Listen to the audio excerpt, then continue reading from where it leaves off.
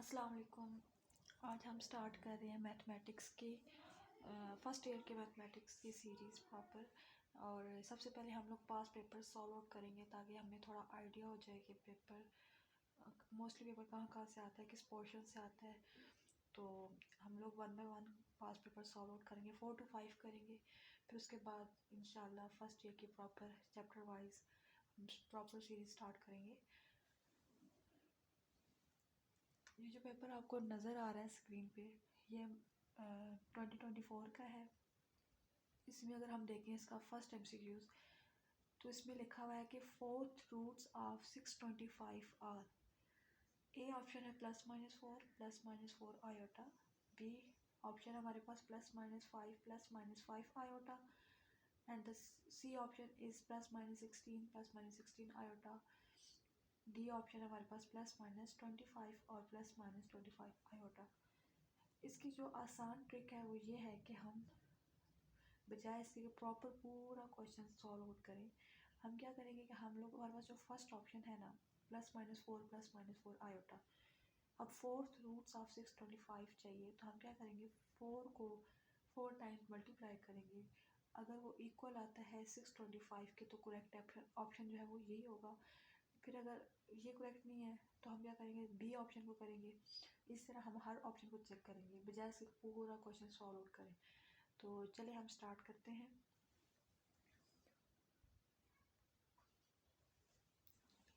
अब देखिए 4 को हमने 4 टाइम्स मल्टीप्लाई किया तो हमारे पास क्या है 256।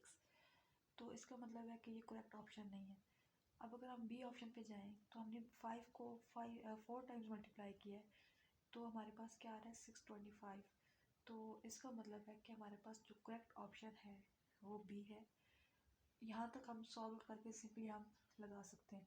लेकिन अगर हम देखें कि इस क्वेश्चन को प्रॉपर सॉल्व कैसे किया जा सकता है, इधर तो चले MCQs में आया है, हो सकता है कि कभी ये शॉर्ट क्वेश्चन में पूछ लें तो किसी लॉन्ग क्वेश्चन का एक पार्ट पूछ सकते हैं कि भाई 4th roots of 625, 4th roots of 81, 4 cube roots भी पूछ सकते हैं, क्यूब रूट्स ऑफ 27।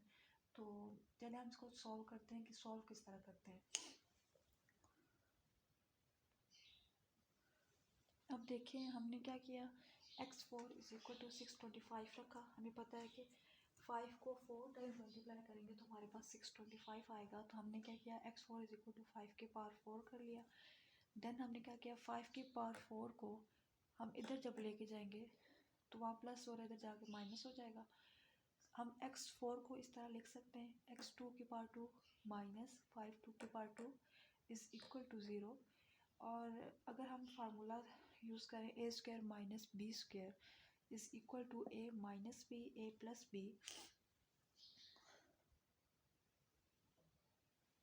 तो ये देखें फार्मूले को अगर हम इसमें यूज़ करें तो हमारे पास क्या हो जाएगा, यहाँ हमारे पास a है x² b है मेरे पास 5²। तो हम क्या करेंगे a² minus b² is equal to a minus b a plus b, यानी a माइनस b की जगह हमारा क्या आएगा x² minus 5² a plus b की जगह हमारे पास आएगा x² plus 5² is equal to 0। Next step जो है हमारे पास वो है कि हर पेयर को हमने इक्वल टू 0 रखना है। x² minus 5² is equal to 0, x² plus 5² is equal to 0। 1 by 1 हम इसको सॉल्व आउट करेंगे। अभी हमने क्या किया, हमने हर पेयर को इक्वल टू 0 रखा। फर्स्ट पेयर जो हमारे पास है वो है x² माइनस 5², तो उस साइड पे आ जाएगा x² इज़ इक्वल टू 5²। हमने अंडर रूट लिया, कैंसिल आउट किया तो हमारे पास जो 2 रूट्स बने हैं वो है +-5। देन हमारे पास जो सेकंड पेयर था वो है x² plus 5² is equal to 0, तो x² इज़ इक्वल टू -5² हो जाएगा। हम अंडर रूट लेंगे, कैंसिल आउट करेंगे तो हमारे पास जो है इधर जो ये वाली टर्म है ना माइनस, ये हमें क्या देगी आयोटा। हम लिखेंगे -1 मल्टीप्लाई 5² का अंडर रूट, -1 को अलग कर लेंगे, 5² के अंडर रूट को अलग कर लेंगे, और जो -1 का जो अंडर रूट है ना ये हमें क्या टर्म दे रही है,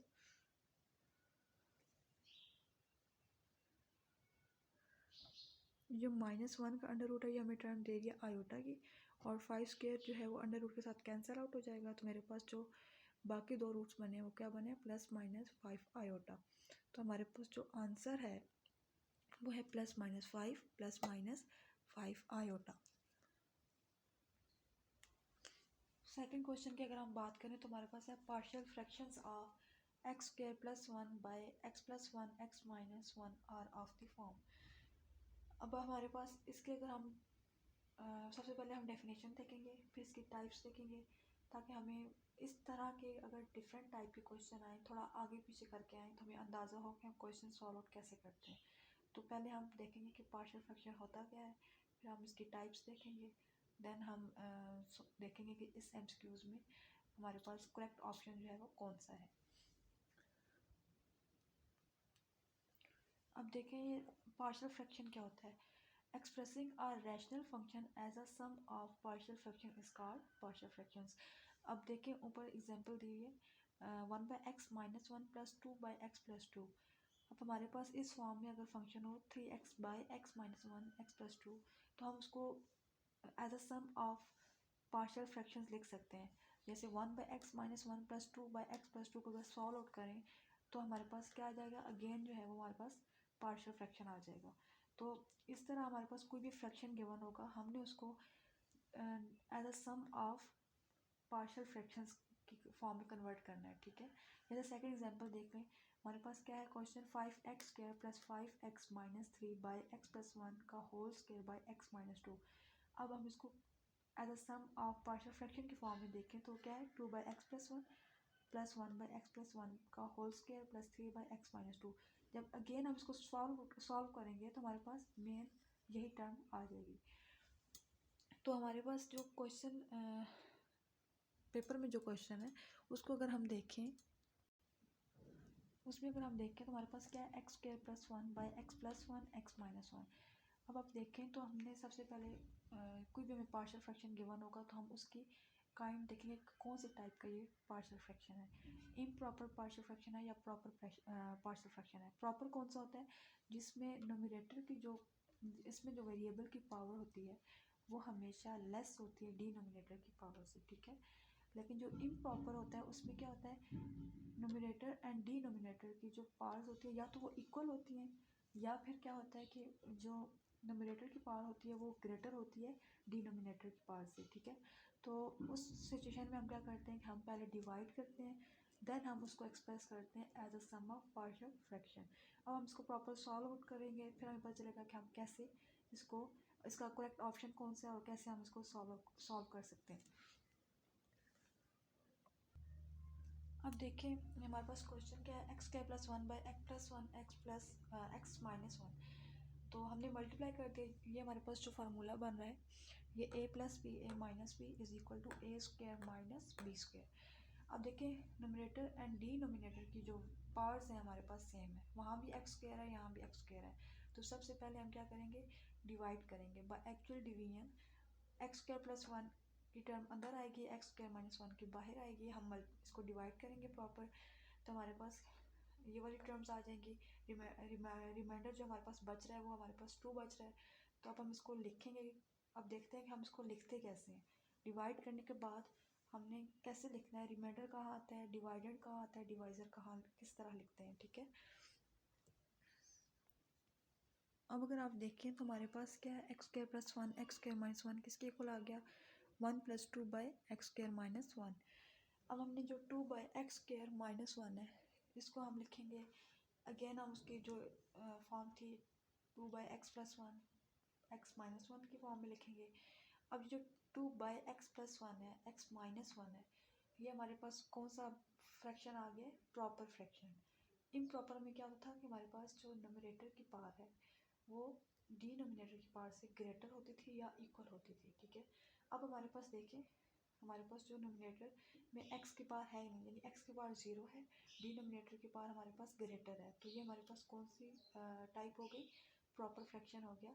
और प्रॉपर फ्रैक्शन को हम किस तरह लिखते हैं,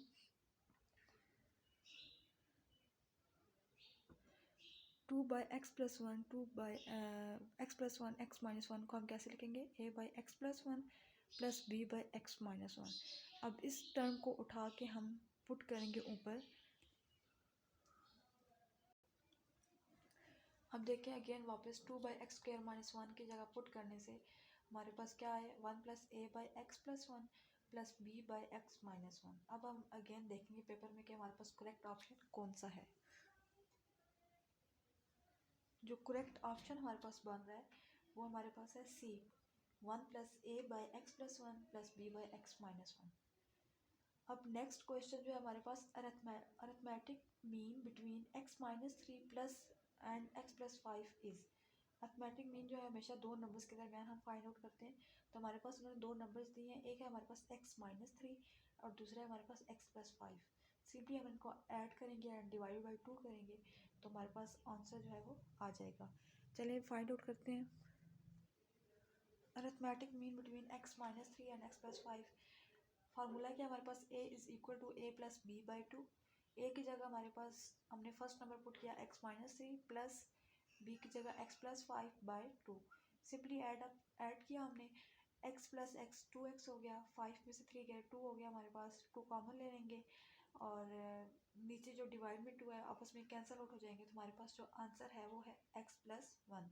अब देखते हैं करेक्ट ऑप्शन हमारे पास कौन सा बन रहा है। करेक्ट ऑप्शन जो है हमारे पास वो क्या है, a part x plus one. अब नेक्स्ट हमारे पास जो फोर्थ एमसीक्यूज है, no term of a geometric progression can be. First हमारे पास है 0 1, बी है -1 सी है एंड डी जो पार्ट हमारे पास आयोटा। तो इसका जो आंसर होगा वो 0 होगा क्योंकि हमारे पास ज्योमेट्रिक प्रोग्रेशन में जो हम लोग कॉमन रेशियो निकालते हैं, अगर मैं इसको थोड़ा सा आपको सॉल्व करके समझा देती हूँ। अब देखेंगे एक क्वेश्चन हमारे पास, ये मैंने एग्जांपल समझाने के लिए कि जो एमसीक्यूज था कि कोई भी हमारे पास नो आई थिंक क्वेश्चन था हमारे पास, no term of a geometric progression can be zero. तो हम कोई भी, अब ये देखिए एक हमने क्वेश्चन उठाया एक्सरसाइज का 3 6 12 सीक्वेंस हमारे पास, हमने इसकी फिफ्थ टर्म बतानी है। अब अगर हमारे पास यहाँ से कोई भी टर्म ज़ीरो होती, 3 की जगह अगर ज़ीरो था, 6 की जगह अगर ज़ीरो था या 12 की कोई भी टर्म अगर ज़ीरो होती तो हमारे पास जो कॉमन रेशियो है, जो फार्मूला है हमारे पास, A N is equal to A one R N minus one. A one तो हमारे पास फर्स्ट टर्म आ जाएगी 3, आर जो है हम फिफ्थ टर्म बतानी है ना, तो A five A one R, five की जगह एन की जगह हम 5 पुट करेंगे तो आर 4 हो जाएगा। अब जो हमने आर फाइंड आउट करना ना, मेन जो ज़ीरो का ताल्लुक है वो इससे है। हम आर फाइंड आउट करेंगे तो क्या होगा, r is equal to second term by first term. अब सेकेंड टर्म हमारे पास क्या है 6, फर्स्ट टर्म क्या है 3। अब देखिए अगर कोई भी टर्म, लेट्स सपोज अगर हमारे पास फर्स्ट टर्म अगर ज़ीरो हो तो अगर हम 6/0 कर दें, अनडिफाइंड दे देगा। सेकंड आएगी तो वो 12 third term by second term करेंगे तो वो अगेन अनडिफाइंड दे देगी। तो हमारे पास जो इसका करेक्ट ऑप्शन है वो क्या है, 0। क्योंकि हमारे पास जो टर्म है, अगर हम कोई भी हमारे पास टर्म सीक्वेंस में 0 होगी तो वो हमें आंसर जो देगी वो अनडिफाइंड देगी, ठीक है, इन्फिनिटी में देगी। तो हमारे पास जो करेक्ट ऑप्शन होगा वो ए होगा, ठीक है। अब फिफ्थ क्वेश्चन हमारे पास 8 7 6 इज इक्वल टू। अब इसको हमने करेक्ट ऑप्शन देखना है तो हम इसको 1-2 मिनट में सॉल्व आउट कर लेते हैं कि हमारे पास करेक्ट ऑप्शन कौन सा बनता है। तो अब देखें 8 7 6 है।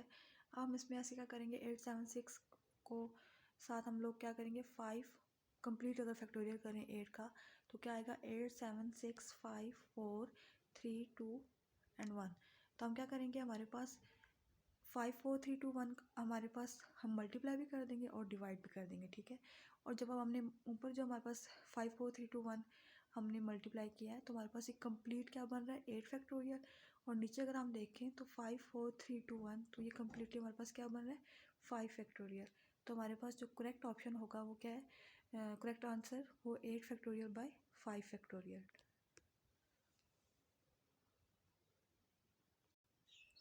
तो हमारे पास जो करेक्ट ऑप्शन होगा वो क्या है हमारे पास, ये डी पार्ट, ठीक है। और नेक्स्ट एमसीक्यूज है हमारे पास 6 4 की power n is greater then 3n+4 is true for integers. ये हम 1 बाय 1 चेक करेंगे कि किसके लिए ये ट्रू है किसके लिए नहीं है। तो चलिए हम इसको सॉल्व आउट करते हैं।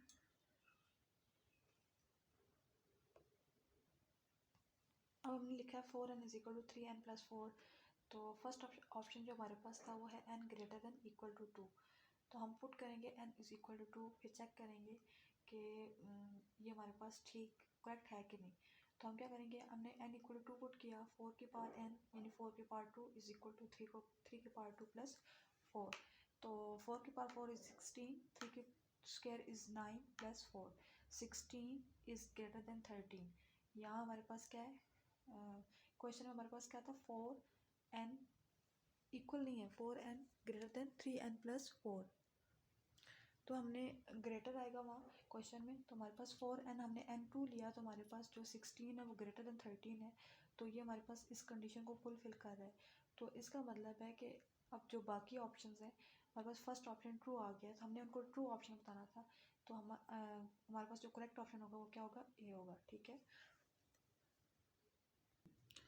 सो हमारे पास सिक्स का जो करेक्ट ऑप्शन है वो हमारे पास है ए। अब सेवन्थ क्वेश्चन हमारे पास, if sine theta is less than 0 and cos theta is greater than 0 then terminal arm of theta lies in quadrant. अब इसका आपको पता है कि हमारे पास जो फर्स्ट क्वाड्रेंट होता है 0 से 90 डिग्री में, उसमें हमारे पास सारे पॉजिटिव होते हैं। साइन थीटा पॉजिटिव होता है, कॉस थीटा पॉजिटिव होता है, उसमें हमारे पास टेन थीटा पॉजिटिव होता है और कॉट थीटा पॉजिटिव होता है। मतलब सारे हमारे पास जो ट्रिग्नोमेट्रिक फंक्शन है वो सारे पॉजिटिव होते हैं। और जो सेकंड क्वाड्रेंट है उसमें हमारे पास साइन थीटा पॉजिटिव होता है, बाकी सारे नेगेटिव होते हैं। और जो हमारे पास थर्ड है उसमें टेन थीटा पॉजिटिव होता है और बाकी सारे नेगेटिव होते हैं। एंड द फोर्थ जो क्वाड्रेंट है उसमें हमारे पास कॉस थीटा पॉजिटिव होता है और बाकी नेगेटिव होते हैं। तो हमारे पास जो करेक्ट ऑप्शन होगा वो क्या होगा, डी पार्ट, जिसमें कॉस थीटा हमारे पास फोर्थ क्वाड्रेंट में पॉजिटिव होता है और बाकी सारे नेगेटिव होते हैं। तो उसका मतलब है साइन थीटा उसमें नेगेटिव होगा। तो हमारे पास करेक्ट ऑप्शन जो बनेगा वो डी होगा।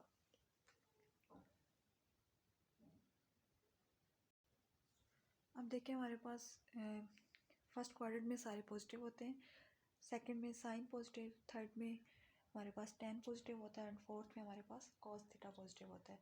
तो हमारे पास जो एमसीक्यूज है उसमें क्या आता है, कॉस थीटा पॉजिटिव है और साइन थीटा नेगेटिव है। तो इसका मतलब है कि जो टर्मिनल आर्म है वो लाई करेगी फोर्थ क्वाड्रेंट में।